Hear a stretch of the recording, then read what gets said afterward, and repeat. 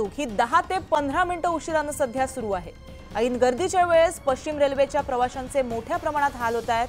Up आणि down मार्गावरील railway वाहतूक ही विस्कळीत झाली आहे। याचा परिणाम चाकरमान्यांवरती होताना दिसतोय। याबाबत आपण अपडेट जाणून घेऊया आमचे प्रतिनिधी विजय देसाई यांच्याकडून। विजय, पश्चिम रेल्वेची वाहतूक विस्कळीत झाली आहे, चाकरमान्यांचे हाल होताना दिसतायत, नेमकी यामागची कारणं काय आहेत?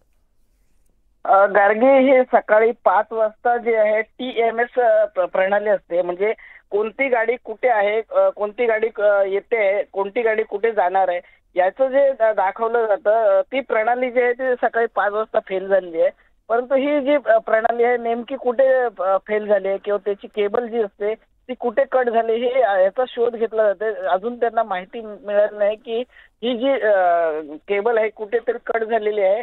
याचा शोध आता युद्धपातळीवरती जे रेल्वेचे कर्मचारी, टेक्निकल जे कर्मचारी आहेत ते घेत आहेत।